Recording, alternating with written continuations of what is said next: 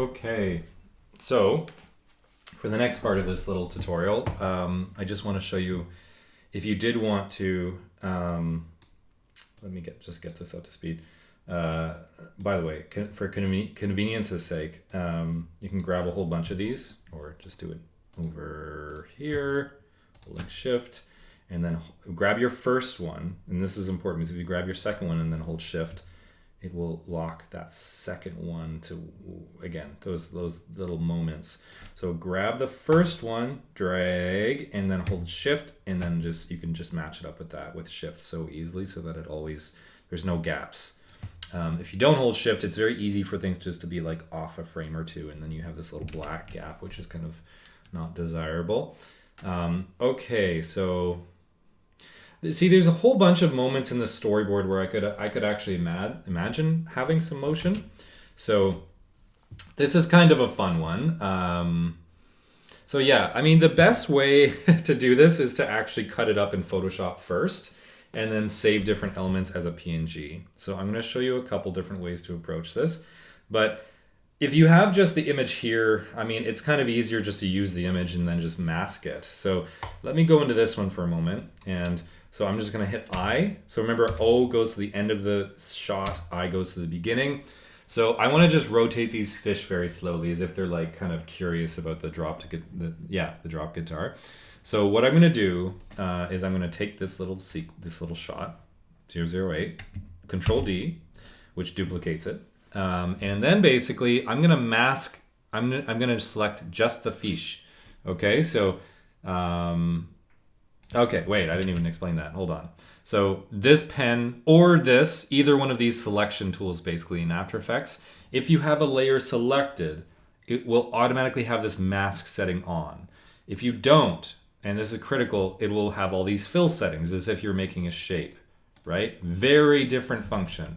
So again, if you have a layer selected, it knows that you want to mask, and you can see this because it has the little universal mask icon, the little square with the black circle in it, okay? So it's a Bezier curve, so if you're familiar with those, awesome. If not, you're going to be in a little bit of pain, but click and drag, and it can be very general here. You don't have to be very good at your Bezier curves. Hold Alt and you'll get that at the little points, and then you can change that. I don't really want this to be a Bezier curve tutorial, so you know, again, if you're not comfortable with Beziers, then this is where it would have been way easier to just export just the fish separately in Photoshop or Clip Studio or whatever. I'm fine with Beziers. I like Beziers, sort of, except in situations like that. Control gets rid of a point, which sometimes you can do pretty easily. And then just clicking on the line, you can see it has a plus. It adds another point. And if you just click, it will add, oh no, it does add the little handles. So that's good. Anyway, if you want to continue, don't just click randomly. Make sure you're on the last one, and then you can continue. Yeah, that's about all the housekeeping I really want to do with Beziers. But if you want to learn Beziers, there's 1,000 tutorials already on the internet to help you with this. But I'm just grabbing the fish generally so that I can kind of isolate. You could also just do a bunch of this. You don't need to have the curves and be so fussy like I'm being. Okay, so then I have that. Yeah, and I think I'll just do this fish with another mask on the same layer, so it's going to be a different color. And I'm going to do this one a little bit quicker. So I'm just going to use a bunch of linear points here, not the Bezier, to yeah, just cut out just the fish to the best that I can. Oh, there's the shadows beneath. See, I mean, you could be really fancy and move those shadows individually, but nah. It's just a storyboard, folks. I mean, I hate to say it, but storyboards are rough. Like, they mentioned this in the Sheridan guidelines, but oh shoot, what did I do there? Why didn't anyone tell me? No, I'm just kidding. Here, this needs to continue. That was a different mask that I began creating, so the color kind of tells you, and I should have caught that, but okay, just being very general here. And then you want to close it, okay? So now, if I turn, so I'm going to go to this first one. So this is the one with the masks on top. This first layer, I'm going to turn this off for a second, which you can do with a little eyeball. So there we can see I've got my two things isolated. So it's as if I exported them with transparency. Okay, so, but I still have this layer beneath, so it's there. And then what I can do with these guys is, I guess the first thing I would want to do is make sure that, okay, so we're going to need to talk about keyframing for a second. So on every single layer you bring into the main project, or the main timeline, you can click this little arrow, and so this one has masks, this one won't because it doesn't have any masks. But all of them always have transform. Transform is a default setting on everything. There's our two masks. We don't really need the masks right now. Transform though, this is all of the stuff, all of the basic keyframing stuff on each layer in After Effects. So if I rotate, you can see there it rotates. So again, another good reason why it's nice to isolate elements, because we got those fish behind, but I don't think it'll be too much of a problem, honestly. We'll see. So I wanted to rotate from the middle of this guitar. So I'm just gonna press, well, I could do it with anchor point here, but the problem is it actually shifts my things, not the anchor point.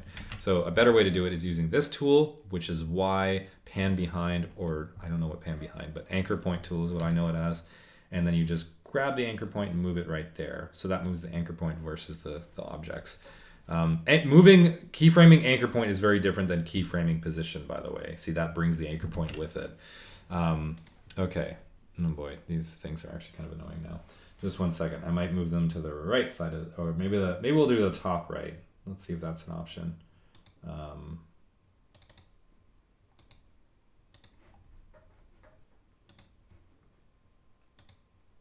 Oh, we can only do okay, well, let's do center. Yeah. So, okay, I guess that's fine. Okay, so I got my anchor point there because I know that I want them to rotate around that little guitar area. So now what I can do is, well, I'm just going to literally keyframe this layer, the top one. So I have it, so we have it for this length of time. The first thing we want to do is that right? I'd say that's fine. Yeah, so I'm going to click I again. Let's get to the beginning of the sequence. Now I'm gonna make sure, first thing, you make sure your playhead is at the right spot at the beginning of the sequence. So again, you press I, and then you hit rotation there. I could also keyframe the position maybe, but I will see. We might be able to get away with just a rotation. And then I want to go to the end of the sequence. I don't want them to stop suddenly and then the shot to continue. So I kind of want them to be just drifting the whole sequence. So I'm going to go to O, and then I'm just going to give them the slightest little rotation, like even like that. Yeah, see, we are going to see them a little bit. That's maybe, let's just do 5. So you can also just click in any of these blue items and, you know, keyframe using that. So if I change that, it adds a keyframe, just FYI, because if you go to the middle of this and then you press like, 5, see, it adds another keyframe right there. Or if I click and drag this, it also adds another keyframe. So just, again, just all these helpful tips. Okay, so now we can see at the beginning of the sequence they're there, at the end they're here. So now they have this nice little movement in the water. So now the background kind of sucks. So there's what's a good way to deal with that? I mean, you can make a shape, you can paint the shape in behind them. There's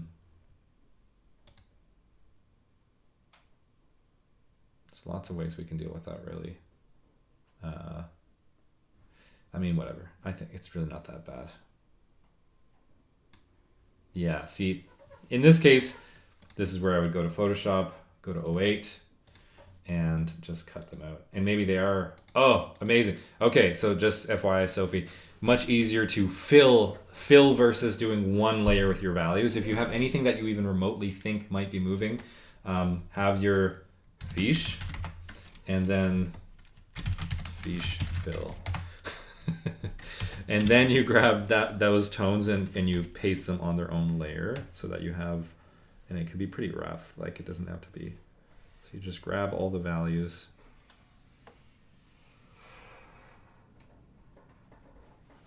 There we go.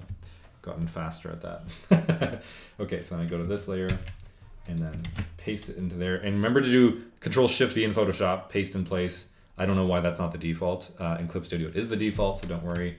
And then what I would do is group those fiche, and there. So see how they're filled now. And then your background layer, you just fill it with this color. Okay, there. So technically this is the better way to do this. And then you export your fiche, quick export as PNG. That's the way that I would do that first. I mean, you could do it as an export too, but it's actually quicker to do this way.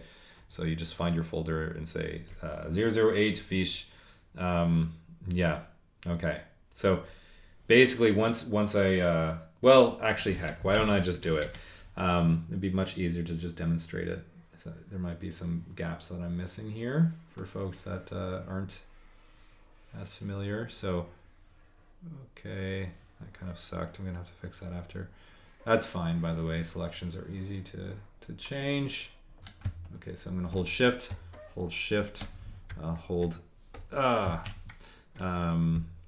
Alt, and deselect, hold Alt. So you can always adjust your selections. Okay, that's pretty good. So again, I'm gonna go to that, and then I'm gonna go, yeah, so if I paste in place, fiche fill 2, if I'm being really fussy. Okay, great. So now I'm gonna right click this group, quick export as PNG.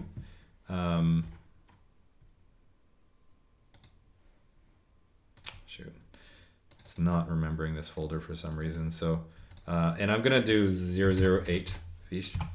And then I'm actually going to get rid of them, and I'm gonna just save out this one over top of the original one, so I don't have to re-export it. That's important. It saves you a ton of time to just save over top because it is the same. Oh no, I just realized the guitar line. Okay, so I need to get that out of there. Here we are. Let's get that out of that group like that. So now we've just got the fiche, and now I need to quick export them again, and it's gonna just go to the last folder. Wow, that's loud. That I used. And then, so now I'm gonna turn off this layer, right click this, export as. See, there's just our folder. And I'm gonna leave it and export. And then I'm gonna find this one and overwrite that. Because the nice thing about overwriting in After Effects is that it will just update it. So I'm gonna actually delete this layer that I duplicated. Come on, After Effects. If it's ever taking a moment, you just go to the file, right click, and then reload. Reload. What's going on? Did it let me do that? Oh, it didn't. Yes, replace it. Okay. Did I click no last time, maybe? Reload. Okay, what's going on? This is weird. This never has happened before. Oh, it didn't say what. Ah, that's annoying. Okay, well, oh, it added a suffix on the end of it. Oh, okay, good to know. So that's fine. I'm just gonna, just for, completing the circuit here, I'm just gonna do it the right way. So, oh, that's not right. So right click, export as, and then turn off that suffix because it added on the end of the new one. So I just want to do this. Yes. Okay. Now, come on, After Effects, you can do it. I believe in you. Reload.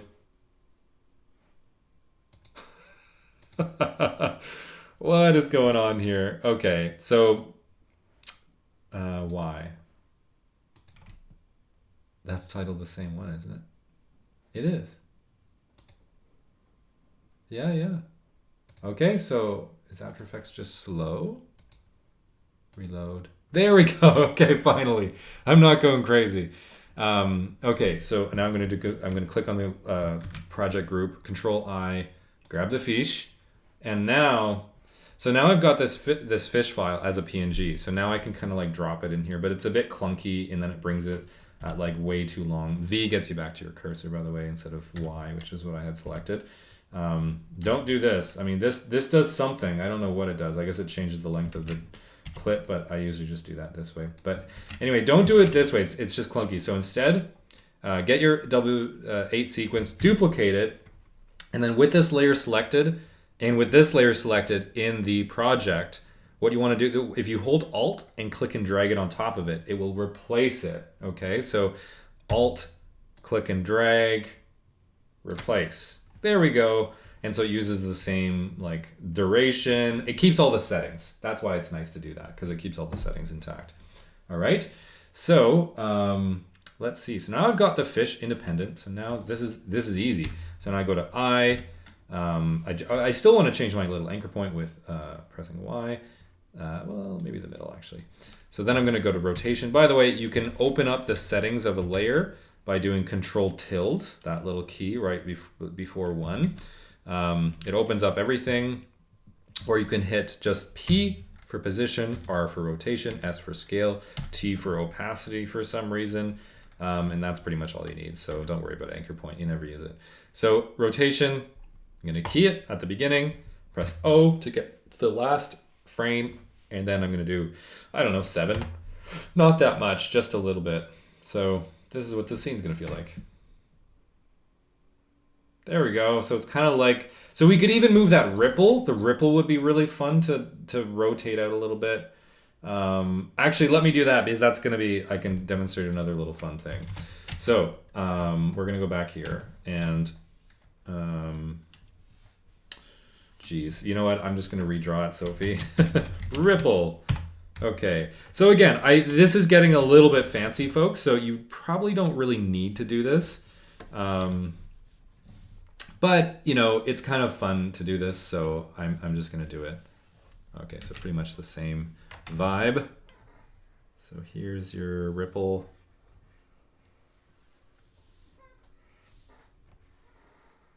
I'm slightly partial to the double line ripple, so I'm just going to... Okay, great. So that's our ripple. So now I don't need the base one anymore. So let's see if Photoshop won't crash if I do this, which would be shocking, but nonetheless. Remove. Will it actually work, or will it crash? Oh, it did it. Okay, so remove. It's pretty basic for this, isn't it? Like, it should really be able to do this. But it's kind of shocking how bad it is at crashing with this remove tool. This is one of their sort of generative AI tools, but I think I have generative AI actually turned off with this. Okay, so it does, see how it filled that in? Pretty wild. So it guesses, it just removes the thing you want, and then it will fill in the rest. And it's slow. See, that sucks. Look at that. AI. Anyway, it doesn't really matter, but let's see if it does better here. Yeah, it does. Okay, so don't know why it screwed this one up, but okay, great. So now, again, we can save it. We need to save it this. So export as, and then we want to save out as this. Overwrite, yes, and hopefully it doesn't take 3 years this time, and it actually just updates. That's funny.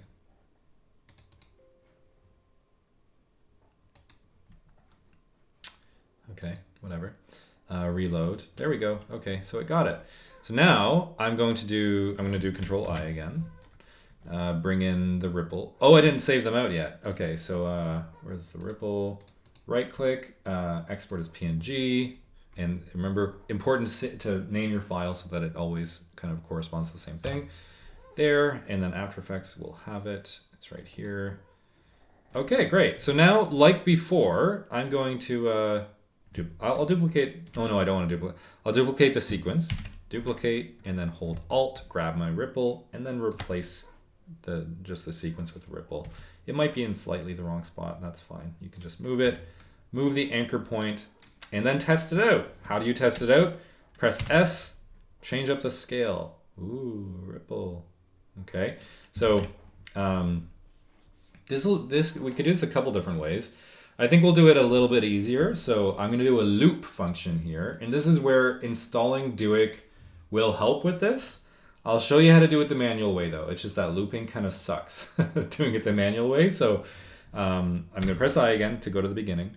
And now I want to define my minimum looping amount. So let's see. In fact, we don't even really need to loop this. We could just copy and paste keyframes. It's really not a clean way to do this. So I'm moving these guys so that I can focus on just this sequence. So I could even just, if I really want to be fussy. There we go. So now I've got it nice and zoomed in.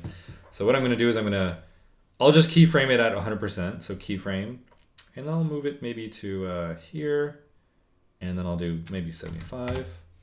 Sure. And then I'll, how long was that? So that was like 1 second. So then here, I'll go back to 100. Again, Duik makes this much easier. Oh, and then I guess, yeah, it's pretty straightforward animation. Okay, so now there's no ease in and ease out though. So if I just play this, I mean, it's fine, isn't it? But much better if I grab all of these keyframes and press F9. F9 is ease in and ease out. Just FYI, because sometimes you just want an ease out or ease in. Control Shift F9, big hotkey for ease in. Shift F9 for ease out, but in this case it doesn't matter. So just press F9, you ease in and ease out. Okay, it just makes it a little bit bouncier. There we go. That's actually too much. So it's kind of like changing too much. So what I'm going to do is what you don't want to do to change a keyframe is move the playhead to it. It's easy here because I can see it so close up, but often you have this kind of scenario where it's very small. And then you're like, okay, I'm going to go here. That's basically the keyframe, and then change it. And I didn't. I made another keyframe. Much easier to use these guys. So these little arrows over here, it just automatically goes to the next keyframe. Also, J and K does that. But it does it globally. So not just this layer, but the whole timeline. If there's any keyframes, it will go to the next keyframe. So J and K are very useful. So is this. The nice thing about these arrows is it does go to just literally this property only, the next keyframe. Okay, so at the 75, I'm going to make it 85, and then go to the next one. I can also just copy paste there, and that's even easier. Okay, so there we go, nice and yeah. If I was feeling extra fancy, you can hold Shift R, and then you open up our rotation as well as scale, or you just Control Tilde and it closes everything. Control Tilde again, it opens up all the features. I don't like seeing everything though. So what I'll sometimes do is, I'll hit the little stopwatch on rotate. I should have mentioned the stopwatch. As soon as you hit that, that means you're keyframing. Okay, so I'm going to press O, and maybe I'm just going to rotate it a tiny bit. That's maybe too tiny. 8. Okay, and I don't need to ease this in and ease out because it's just going from the beginning to the end. So now it's going to rotate and scale a little bit. Okay, the rotation isn't powerful enough, so I'm going to make it, let's try 16. That's a bit more, so there, that's kind of nice. Yeah, so I've got this nice little ripple happening. What else was I going to say here? And if I want to clean this up and I just want to see what's keyframed, press U. U is a great hotkey because it just shows you just the things that you're actually using. And then from this, you can always hit Shift T and then grab opacity in there too. Hit Shift T again, close it. These hotkeys just help speed things up a little bit, or confuse you, as hotkeys tend to do. Another cool thing is I could duplicate this whole layer, and now it's happening twice, like all of the keyframes that come with it. And then I could start the rotation at a different point. Or rather, in this case, I might actually make it smaller. Like maybe it's like that. So it's 70%. So then I'm going to copy that keyframe, go to not that one, but this one, paste that there. And then we have, oh wow, that's more of an illusion actually. So we can't have this going to the same spot. So okay, that's 70. So we'll have it going down to, there we go. I don't know, 60. Okay, and then I'm going to copy that keyframe, put that one over here. Okay, so it's now going totally in tandem. I don't really want that to be the case. So this is where offsetting can be really fun, where you can kind of like offset it slightly. Now obviously now it's like appearing, but you could easily, well, this is where looping would help. But anyways, that's too detailed and this is too fussy for what you folks need. So I'm just gonna leave that as is. It's fine to just do it with a single little ripple. I could even make the fish swim by below. But anyways, that's a good little scene, okay? We'll leave that for now. So similarly with these folks, you could keyframe their position, right? Like, again, it would be easier to cut them out, but if I duplicate this and then just use the pen tool, which is not P, it's G, weird, okay. And I'm just gonna do a really quick mask of these guys so I can kind of cut them out of their background. You can hold space to move your canvas around just like anything else. Okay, so now they're cut out. So this duplicated layer, make sure you duplicate it or you're gonna lose your background, but now I've duplicated the layer. So now I can move, I can press V and just move these folks around here like this, but as you can tell, it's kind of a mess. So like what might have been easier is to press P. Oh, I already had it open, P, and then you'll probably have this not separated. It'll just look like that. So press a little stopwatch at the beginning, and then maybe at the end of the shot or near the end, you move them into the place that they're actually in, which is right there. And then I press F9, so it eases into that second keyframe. So as soon as we see this shot, there we go. They're easing into that position. So as you can see, if I didn't have those folks in the background there, and actually this one's really easy to fix. Another way to fix this, if I didn't want to go in and export them, is to make a shape.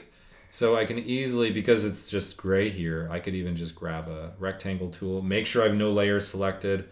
For fill, I just want to make sure it's that gray that I have in the background, no stroke, which to turn that off, you just click the letters of stroke and have that selected. And then, there we go, they're all gone, okay? And the only problem is when you make a new shape, it just shows up at the top of your timeline using the whole duration, which is ridiculous. So I'm just gonna go there and then press, remember, Alt bracket to end it or to begin it at a different spot. Just for convenience's sake too, I'm just gonna drop it right over these layers. That is this scene basically that I need. And then I'm gonna go to this layer, press O so I get that exact time, go back to the shape, Alt bracket, and then it ends it there. I realize this is like maybe a little technical, but anyways, so now it just fills that background with gray so that then I get my nice little, there we are. Yeah, so, and then the next scene starts right after there. So the fish I would have loved to have like keyframe that, because here's what you could do with that. And I'm gonna actually go to that scene to do that. 11, okay. So with this fish, yeah, it's all in the same layer, but this isn't gonna exactly work because we need more. We actually need more than what the canvas is giving us. Also, you can do your blurs in After Effects and it actually works a little bit better. So I would recommend doing your blurs there. It's pretty easy to do it. Okay, so I'm gonna do this really quick here. So I'm just gonna Control-Shift-C, Control-Shift-V, which gives me all of the layers, even if they're through multiple. Great feature. And then we'll export that as a PNG. What is this? 00011, I think. Fiche jump. Okay. Here it is. So now first thing I'm gonna do is I'm gonna go to I. There, gets me to the beginning of that sequence. I'm gonna duplicate it, hold Alt since I have Fiche jump selected. Alt. There it is. So it centers it. So that's kind of annoying, but I'm just gonna put this right up here where the end position is. But check this out. So this could be really fun because if we rotate, if we move the anchor point way down, let's test it. So press R and then rotate it. You see what I'm saying? So something along those lines. So if you had the whole fish art there, you could do this awesome. You could start it here. This is such an easy thing. Remember, you have to change that anchor point right away. And then remember to press V to change your tool back to the cursor. But click rotation at the beginning of that scene. Press O for the end of that sequence. And then just like that. Watch this. So 2 keyframes. That's so efficient, right? Wow. Awesome. So fun. You could add water too. You could even keyframe this and then do a bunch of little water speckles and then replace the artwork. And then the water speckles is already animated. Amazing. So yeah, there's some very fun. Oh, I'll show you how to blur too. So while I'm here, right click the layer, effect, and this is where the After Effects portion of this program is tremendous. So blur and sharpen. Let's do directional blur. Let's try that. So Gaussian blur is the most normal one, but direction allows us to specify a different direction. So blur length. There we are. So let's zoom in to get a closer look. Hold space to move around. Blur length. Which direction is it really going there? Yeah, so you can kind of, problem is it's actually moving. Either way, it doesn't really matter too much. But you can even keyframe this. You can click the blur length, and then it's awkward to do it here. You can't really do it here. So what you do, once you keyframe it, then you go to your effects down here, and then there's directional blur, and then there. Now you can see where that, see, it just makes the keyframe where we were. I could actually blur it more as it goes. So at the end here, just to add a general keyframe with no change of settings, you can just click that little diamond right there. And then I'm going to go back to my first one, and I'm going to change that. I'm going to turn it way down so that it kind of gradually blurs, as if it's like almost speeding up throughout the thing. So see, you don't really see it that much because it's, yeah, but it is increasing and blurring. It takes a moment. Notice how blurring, rendering, it slows down. And then when it's all green, then the next time I play it, it'll be great. Okay, so I'm going to press 0 again. There we go. So you can see that in full. Great. Okay, so again, that's the basics of keyframing. We've done a few different scenarios here.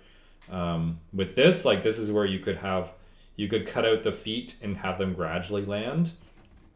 You could even squash them a little bit. That would be fun, so that it feels like there's like an impact. But yeah, that way it's not just appearing, it's coming into the shot. So there is some value to animating your animatics just a little bit. Anyway, I hope this helps, folks. This is just a very general sort of walkthrough, but wow, it's 30 minutes long. Okay, I'll end it here.